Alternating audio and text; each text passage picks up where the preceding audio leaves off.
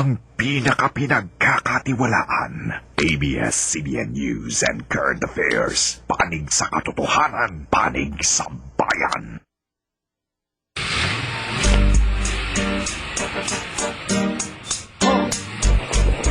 Yeah, this is my new car. Yeah, mamahalin ko.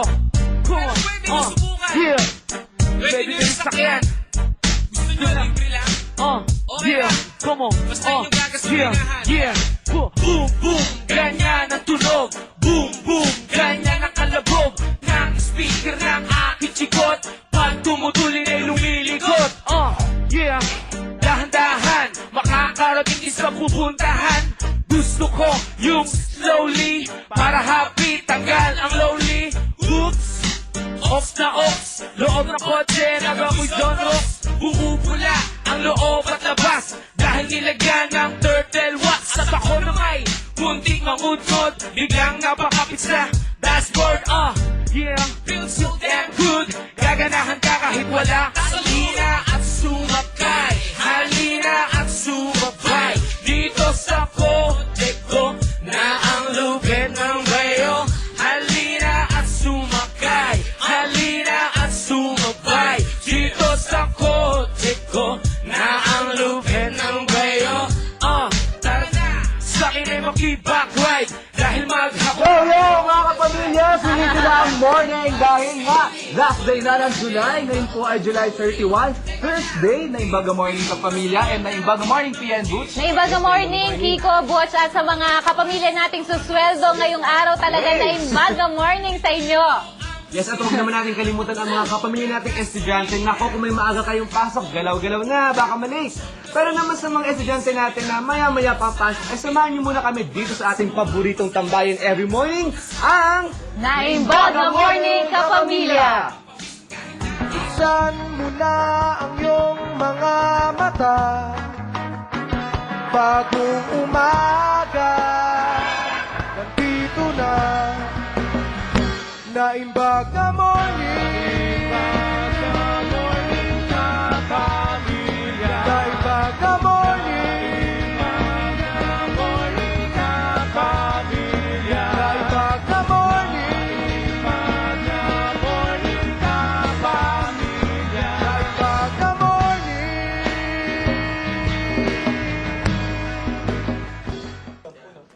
Naibaga morning, mga kapamilya, at sa ating mga kapamilya dito sa Northern Luzon.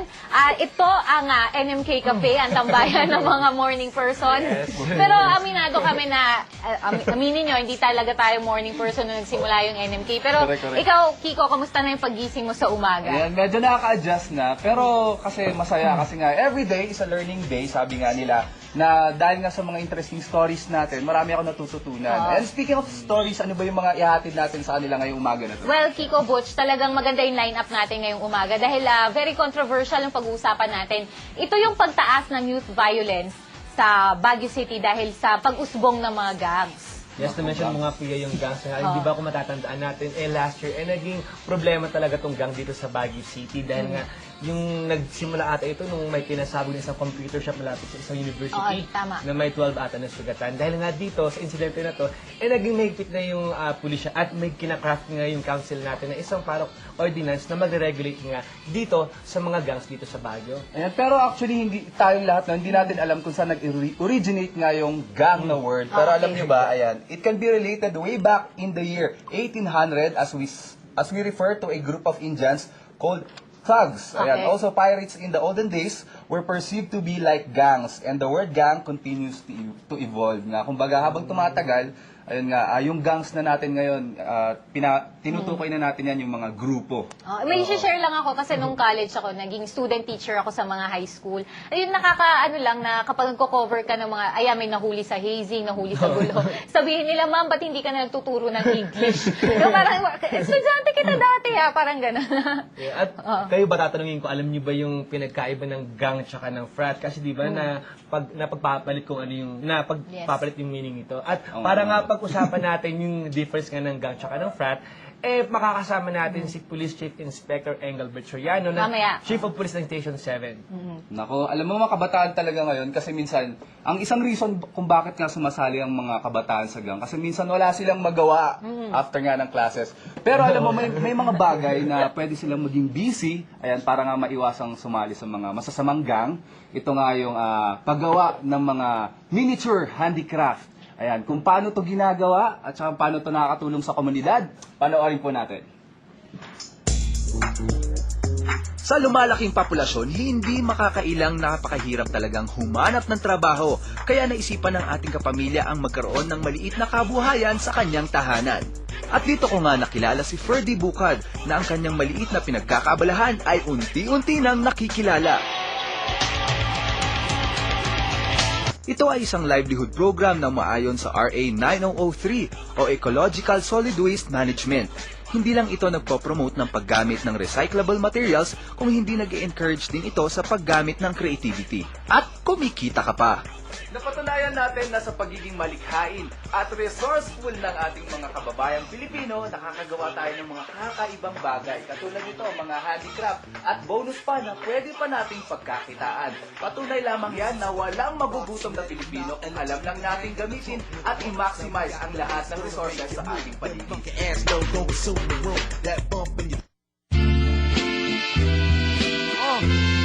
Come on. Yeah.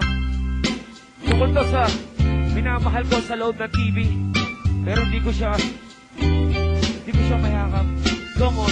Yeah. Nakuna, kita makita sa TV. Inisip ko agad ikaw ang first lady ng buhay ko, magkatambal sa bawat scene. Dahil ang hindi mo arabang angel of sin. Ayan sa bawat sego'y inaabangan. Pag nakita na kita ako'y kinakabahan. Ultimo teleserye pinapanood. Pag may naligaw sa'yo ako'y napapalunok. Gusto kong manundok, makipagsaksakan. Natauhan lang ako, nabunot ang saksakan. Malabas ng palayo, isa sa eksena. Kala ko Naimbaga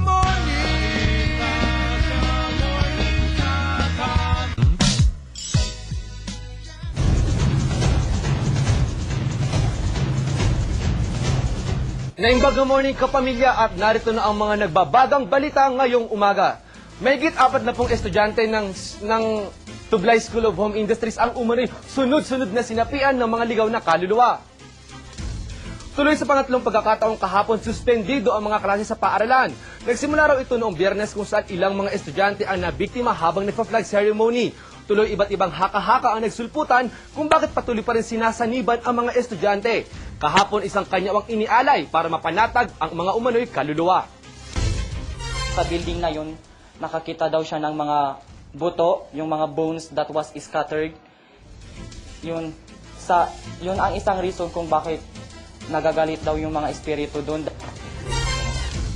Patuloy pa rin dinadagsa ng mga taxi drivers at operators ang LTFRB dito sa Baguio City. Ito ay para magpila ng aplikasyon at makakuha ng stickers para tuloy na makapaningil ng 10 pisong dagdag sa pamasahe. Reklamo ng mga driver at operator ang umano'y kapagalan ng mga opisyal. Bagamat aminadong kulang ng mga opisyal, siniguro naman ng LTFRB at DOTC na lahat ay mabibigyan ng sticker. Umapila rin ang ahensya sa publiko na agad isumbong ang mga driver na naniningil ng dagdag na 10 piso kahit wala pang sticker. Malaki raw ang posibilidad na umabot ng 12% ang inflation rate ng bansa bago tuluyang matapos ang buwan ng Hulyo. Ayon sa National Economic Development Authority, patuloy ang pagtaas ng presyo ng mga pangunahing bilihin dahil na rin sa walang humpay na pagtaas ng presyo ng krudo at gasolina at raw materials. Gayunpaman, positibo pa rin ang NEDA sa maaring maging takbo ng ekonomiya ngayong taon dahil na rin sa mga pinaiiran na programa at tax reforms ng gobyerno. Not until the world problem on oil would be solved, then the upward trend would continue. Tinatayang 6,000 empleyado ng National Transmission Corporation ang nanganganib na mawalan ng trabaho. Ito ay kung tuluyan ng maisapribado ang ahensya sa ilalim ng pribadong National Grid Corporation of the Philippines o NGCP.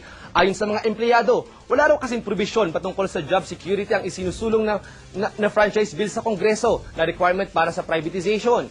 Kahapon ng tanghali, isang protesta ang ikinasa ng mga empleyado bilang pagtutol sa anilang isang malaking dagok sa kanilang lahat.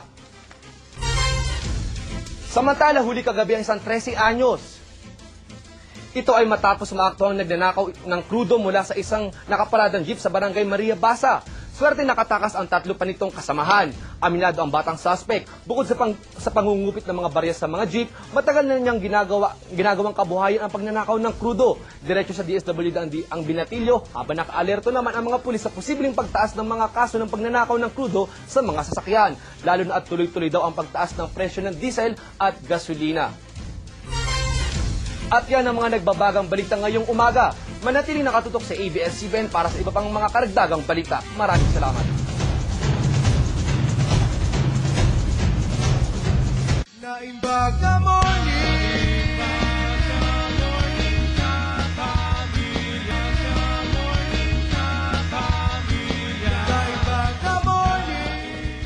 At malaking problema nga po ang gangs dito sa Baguio City. At para pag-usapan yan, ay makakasama po natin ngayon si Police Chief Inspector Engelbert Soriano para liwanagan naman tayo dito sa problema natin ngayon sa gang.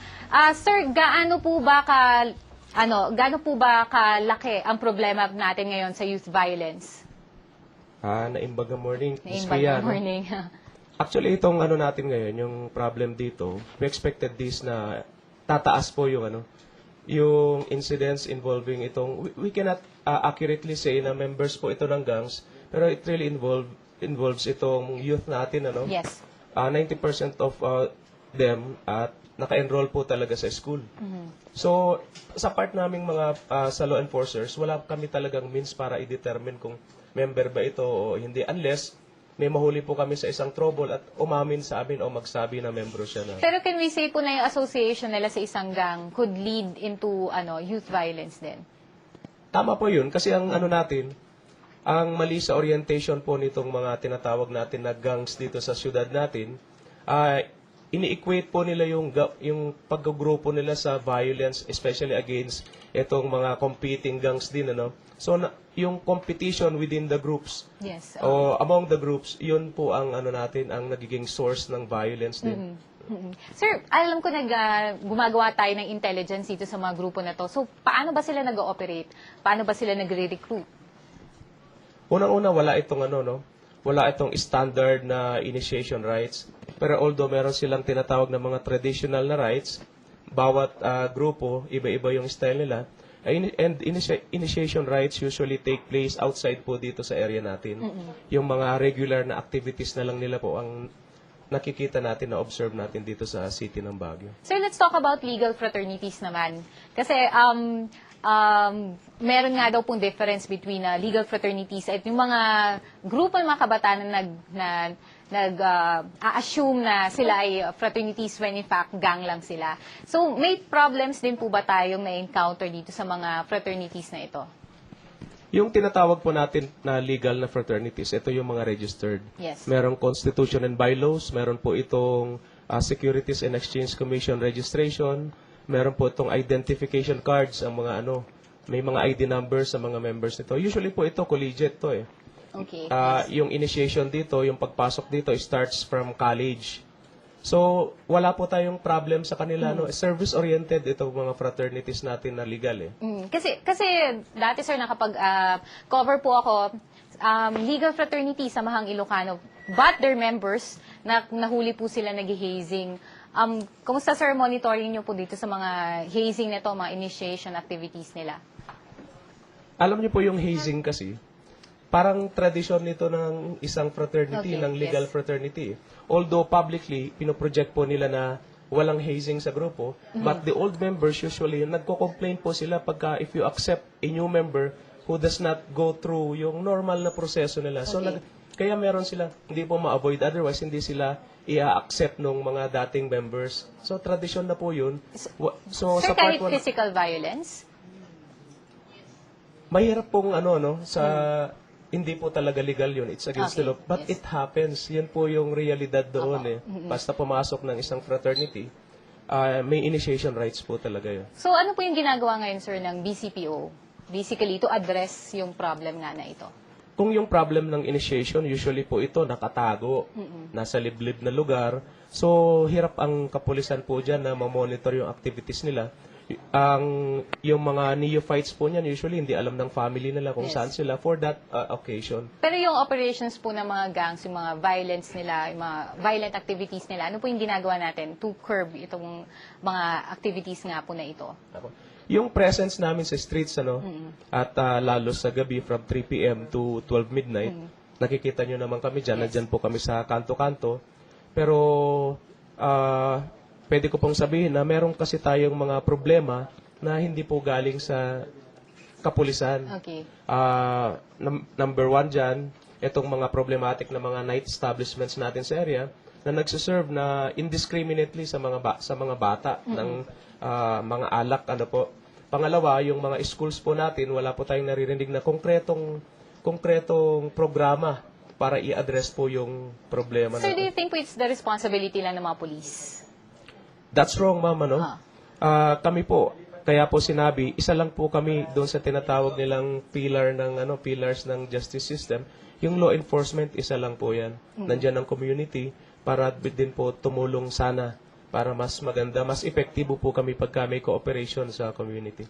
Maraming pong salamat, Sir Soriano, aming suki din ito sa TV Patrol Northern Luzon. Masasabi ko lang dyan, sana talaga, hindi lang sa police din iasa ang problema, ang solusyon ng problemang ito. Kailangan din mag-initiate din ng solutions ang community, ang schools, pati na syempre sa family itself kasi minsan nga tama po ba sir na nag-uugat yung problema din sa mga family. At bukod po dyan may kukwento naman si Kiko kung dito mga pulis talaga nagro-ronda sa mga kalsada tuwing gabi. Meron naman daw kakaibang gimmick yung mga taga Bontoc Mountain Province. So Kiko, ano ba to?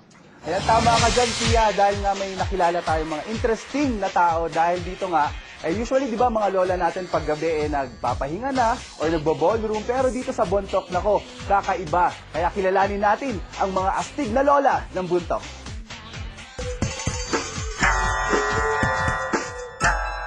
Kapag sumapit na ang gabi sa Bontoc Mountain Province,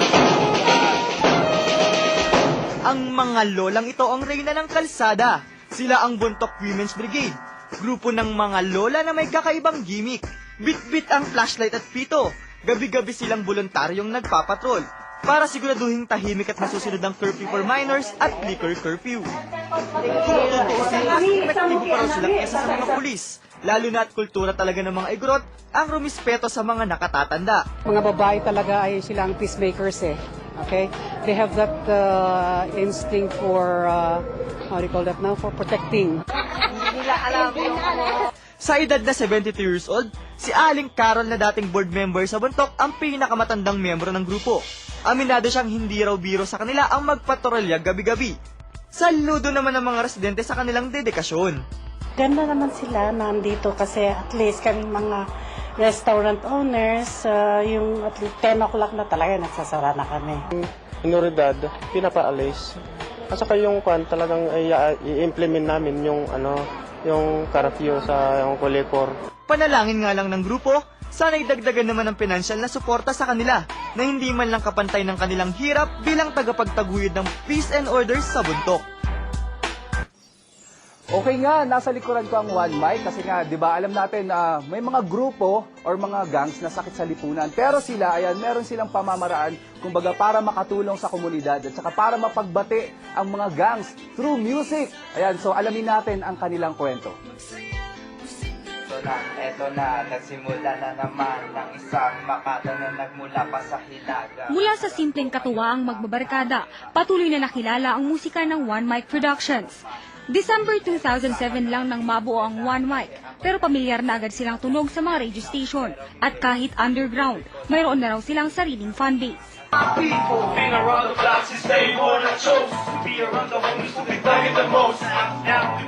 Bale, yung mangyari dito, hip-hop party siya, with, One Mic Productions. Bale, productions namin to, invite kami.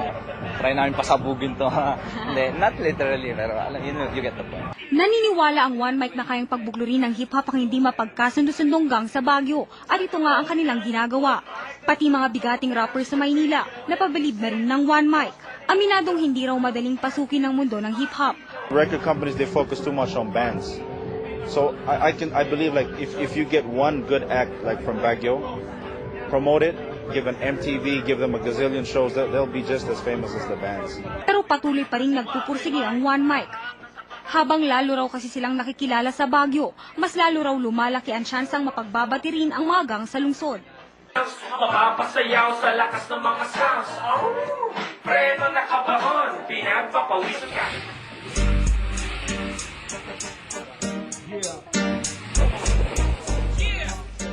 Yeah. My new car. Mamahalin to, pero pwede nyo subukan. Come on. Pwede nyo rin sakyan. Gusto nyo libre lang? Okay lang. Come on. Basta Yeah. nagkakas Yeah. unahan. Yeah.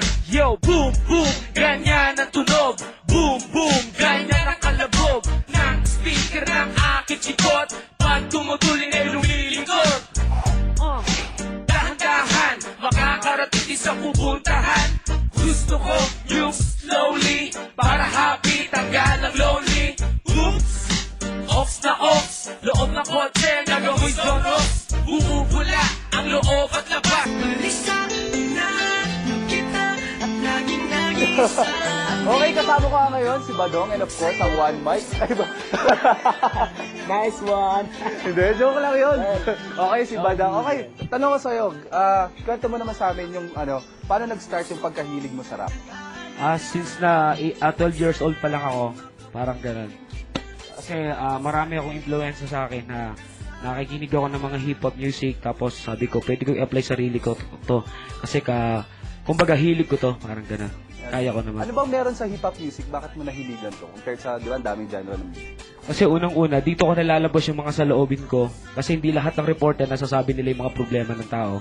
Dito masasabi mo bawat syllable na may mga ganito palang pangyayari na hindi nakikita ng mga reporter. Kumbaga, ako kinukwento ko din. Parang naging reporter rin ako sa silbing nito. Parang sa pag-aawit ko nilalahat. Kung ano yung mga nakikita ko, ginagawan ko ng kanta. Ayun. Badang, ano naman yung message mo sa mga kabataan? Lalo na ngayon, ang dami nahihilig sa pag-rap nga. Sa akin lang, ituloy-tuloy nyo lang yan. Kung mahirap man pasukin, sige gawin nyo. Kumbaga, huwag kayo susuko, may pag-asa din. Parang ayun. Saka si Badang, naku, bigatin na yan. May album yan. Ayan, imbitahan natin mga pamilya natin. Biling sana bumili kayo ng album ko. Ang title po ay Badang of Kamandag ng Marikina. Pilipino ka ba? Under ESFM, N187 Mobsters. Yan, sana bumili po kayo. Ang mga guest ko rito, Mike Cosa, Slick Sliking, Mr. Blaze, at marami pang iba. Sana bumili kayo 150 lang. Okay, sa One Mic naman, yan. Any message sa mga kabataan nating nanonood ngayon? Sana sa mga kabataan natin from Baguio, supportan nyo lang ang local music. Magtulungan tayo para sa ating ikabubuti for Baguio City. Ayun yun. Okay, maraming salamat, Badang. Okay, One Mic, maraming salamat sa inyo. Okay, punta Yes. naman. Okay, medyo busy to. Kamusta naman Nahuli ang talaga booking ako. mo dun? Wala kasi nahilig lang talaga ako, nagandahan talaga ako dun sa bulaklak natin. Nahuli talaga Okay, alam mo ba, Pia, na speaking of flower, meron ditong lugar na sa Baguio na tinatawag na Little Flower Convent House. Okay. Ayan, maliban nga sa kanilang mga proyekto, livelihood projects na ginagawa para makatulong sa komunidad, isang interesting sa kanila yung kanilang architectural na, kumbaga, yung structure yes, nila. Yes, very interesting. Interesado ka ba? Yes. Okay, mga pamilya, panoorin po natin to. Di lamang kilala ang Baguio City sa tourist spots dahil marami din itong architectural structures na pwede nating ipagmalaki at pwede nating pasyalan. Ang Little Flower Novitiate ay hindi lamang isang kumbento, kundi nababalutan din ito ng iba't ibang istorya na sumasalamin sa yaman ng arkitektura ng Baguio City. 1950s nang itinayo ang kumbentong ito na dinisenyo ng isang CICM na architect. Lightning-proof ang gusaling ito at pure cement ang ginamit. Walang halong hollow blocks. Lahat ng mga gamit dito ay original pa, gaya ng mga bintana, flooring at mga labahang ito. Tunay nga namang nakakamangha ang Little Flower Novitiate dahil hindi lang tibay ng istruktura ang pinagmamalak nito, kundi ipinamamalas din ang ganda at kultura ng Baguio City. Okay, binabati po namin sila Sir Pat. Ayan yung mga taga-Camp Dangwa po. Naku, magandang umaga sa inyong lahat. Good morning. City Good Camp, morning. ayan, magandang umaga. And of course, kay Jan, ako, babiyahing Maynila. Ingat, pare. Ay, sa Gutierrez family, ang papanit tayo sa Tarlac. Hello, Ate Gretchen. Okay, pinapasalamatan namin ang Baguio Reinforcement Sounds and Light System, Peter, Francis, ang kulit ba ng Francis Portraits, Lighthouse Lamps, University of Baguio, Toppings and Cheese, Azotea Greens, Vegetarian Center, Good Taste, Cafe Clutch, and Cottage Cheese. Ayan, tumira sila ng asukal. Hi. At syempre, naubusan na naman tayo ng oras, Kuya Kiko. At in-expect namin kayo bukas. Samahan niyo ulit kami dito pa rin sa Nag-iisang Tambayan tuwing umaga. Ang Naimbagong Morning Kapamilya! Yeah! Akitin, lapitin, lahi namin sikutin. Kaya ano ang iyong say? Pag nanuos, yes, ang tagawin ko na